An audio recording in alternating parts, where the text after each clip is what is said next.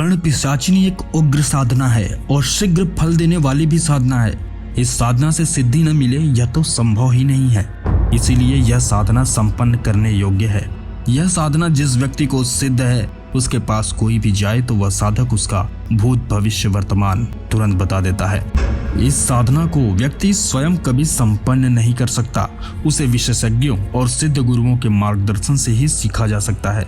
स्वयं करने से इसके नकारात्मक परिणाम भी देखे जाते हैं।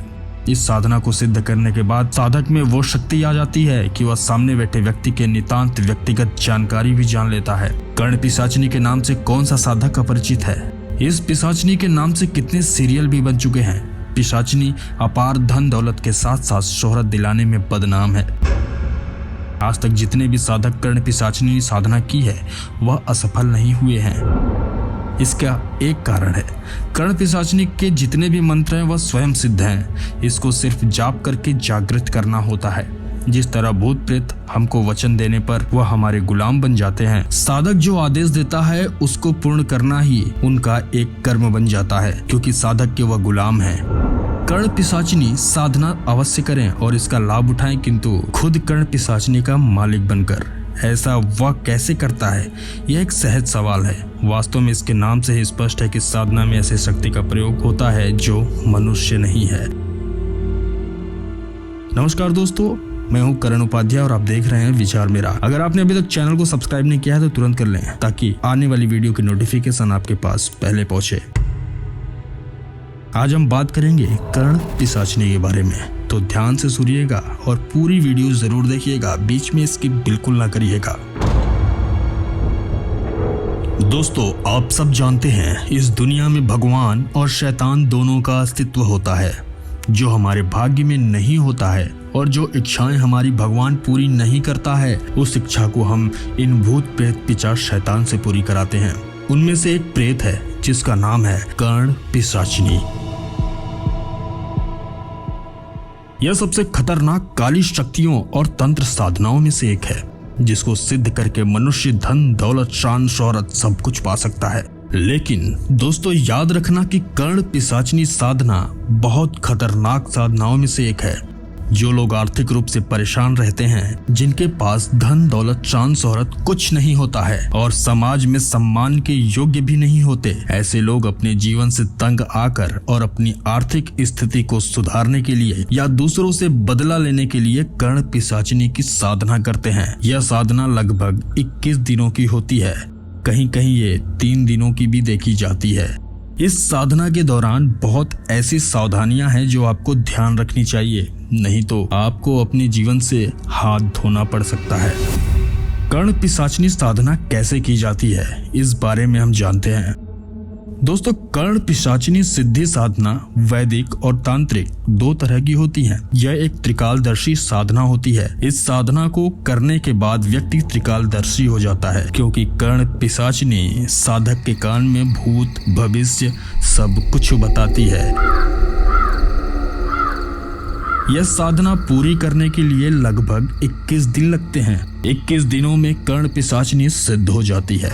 इस पिशाचिनी को सिद्ध करने के लिए साधक के मन में आस्था, विश्वास और असहजता को सहन करने की अटल और अपार क्षमता होनी चाहिए, क्योंकि यह साधना सामान्य विधि से करना संभव ही नहीं है।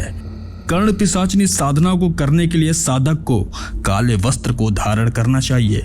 आप यह साधना घर में किसी खाली कमरे में या शमशान में कर सकते हैं। यह साधना रात और दिन उचित चौगड़ियों में की जाती है। यह साधना 21 दिनों के लिए होती है।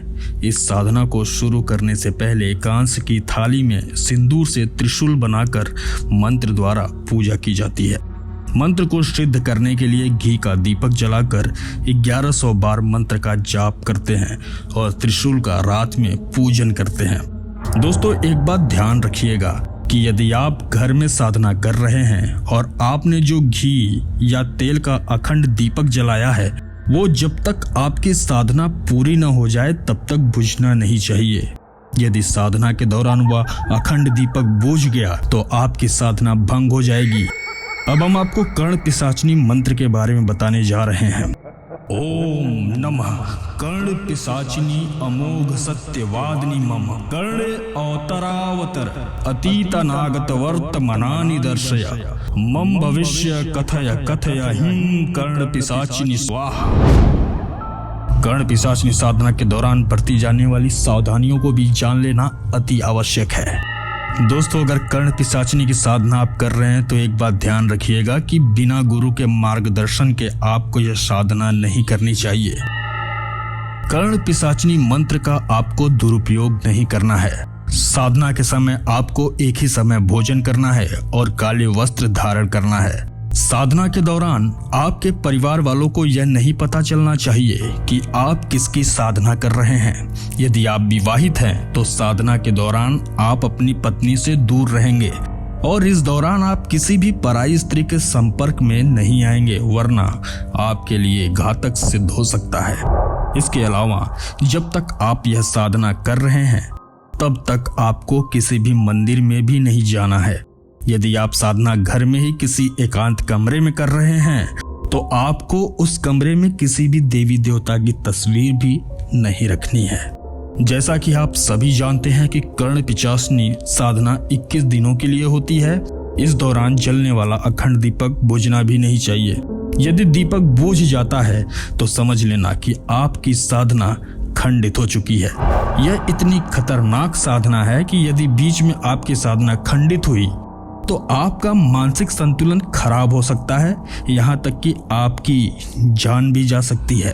कर्ण पिशाचिनी से आपने जो वादा किया है वो आपको किसी भी हाल में तोड़ना नहीं है, वरना ये पिशाचिनी आपसे नाराज हो जाएगी।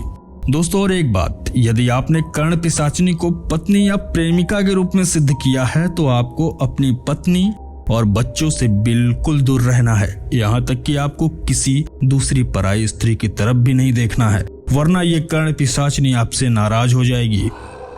कर्ण पिशाचिनी खुश होने पर आपको धन दौलत शान शोहरत सब कुछ देगी, लेकिन यदि आपने कभी भी इसकी बात को अनसुना किया तो यह आपसे नाराज हो जाएगी और आपसे सब कुछ छीन लेगी।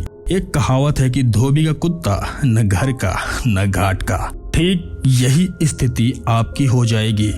कर्ण पिशाचिनी हमेशा इसी तलाश में रहेगी कि आप कुछ ऐसी गलती करिए जिससे वह आपसे नाराज हो जाए। कर्ण पिशाचिनी को सिद्ध करने के बाद इनसे पीछा छुड़ाना बहुत ही कठिन होता है, यहाँ तक कि आपकी जान भी चली जा सकती है और आपके पूरे परिवार को तबाह भी कर सकती है। इसीलिए दोस्तों, बहुत सोच समझकर यह साधना करनी चाहिए। यदि हो सके तो इन साधनाओं से आप दूर ही रहिए तो ज़्यादा अच्छा है। अगर जानकारी पसंद आई हो तो दोस्तों हमारे इस चैनल को सब्सक्राइब करिएगा और जाते जाते इस वीडियो को लाइक और कमेंट करके अपनी राय ज़रूर दीजिएगा। तब तक के लिए मैं विदा लेता हूँ। धन्यवाद।